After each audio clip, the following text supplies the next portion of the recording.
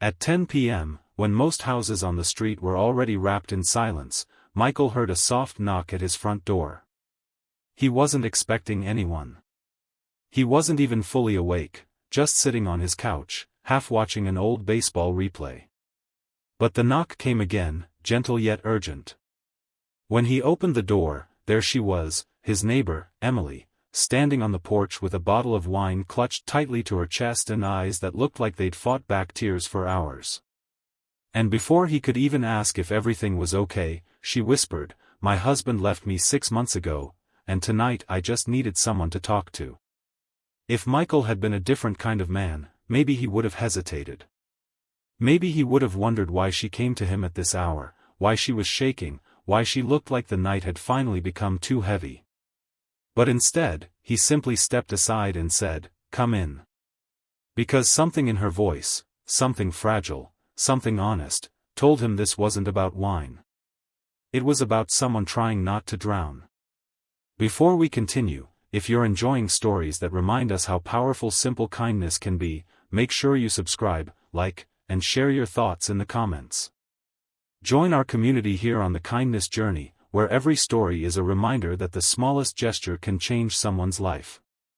Michael didn't know Emily well. They'd waved at each other in the mornings, exchanged polite nods while getting mail, and once briefly chatted about the weather while shoveling snow. But neighbors don't have to be close for kindness to matter. Sometimes the right person is simply the one who's willing to listen.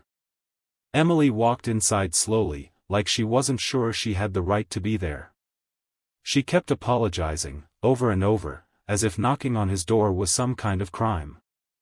"I know this is weird," she murmured, brushing her hair behind her ear. Tonight felt really quiet. Too quiet. And I didn't want to be alone in it." Michael shook his head gently. "You're not bothering me. Everyone needs someone sometimes." They sat at his kitchen table, the bottle of wine unopened between them. Michael didn't even reach for glasses. He could tell that wasn't what she really needed. She needed a safe place to let her thoughts land. "I thought I was doing okay," she said finally, staring at her hands. "You know, moving on. Handling things. Pretending I wasn't hurting anymore. But tonight it hit me again. He's really gone. And I feel like everything in this house echoes. I can hear every memory." She let out a laugh, one of those painful ones that don't sound like laughter at all. "And I didn't know who else to talk to. You always look so calm. So steady. Like nothing scares you." Michael smiled softly. "Oh, plenty scares me. I've just learned to breathe through it. Life doesn't expect us to be perfect, just honest." Emily looked up at him, and her eyes filled, not just with sadness, but with relief. Someone was finally letting her break without judging her for it. She talked for a long time. About how her husband left suddenly. About how she tried to keep the house together, the bills paid, the loneliness manageable.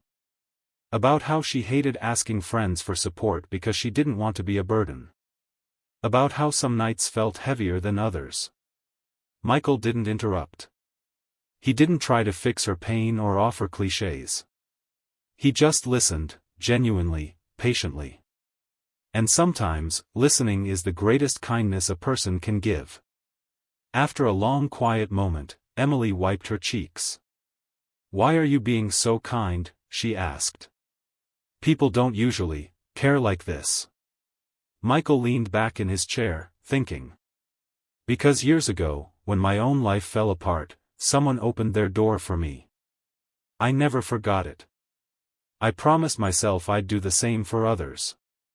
She breathed in slowly, almost like she hadn't taken a full breath all evening. "I was really scared to knock." "And you did anyway," he replied.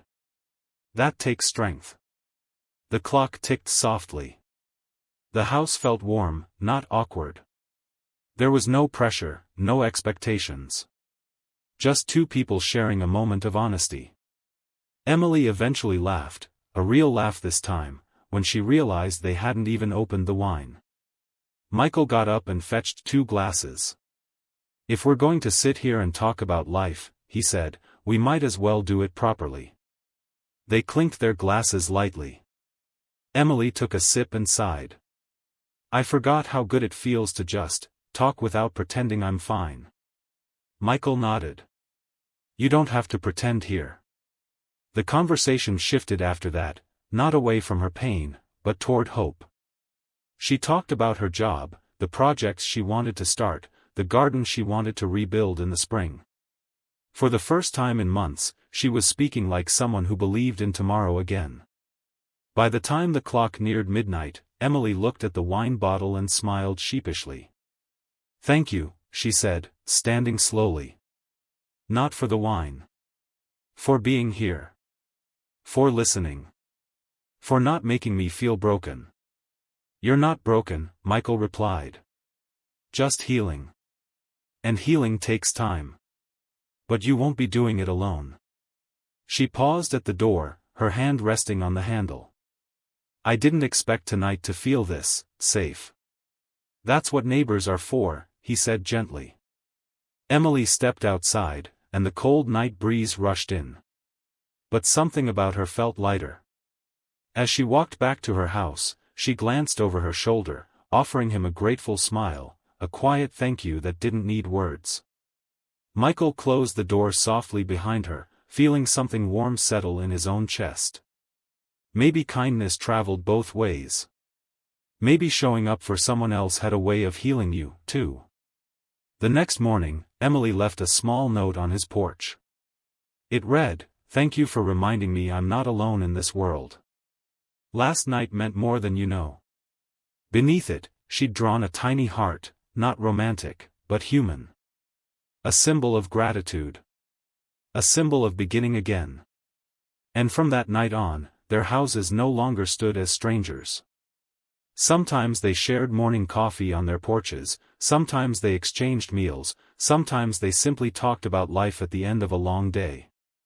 Not because they owed each other anything, but because kindness had built a bridge where silence once stood.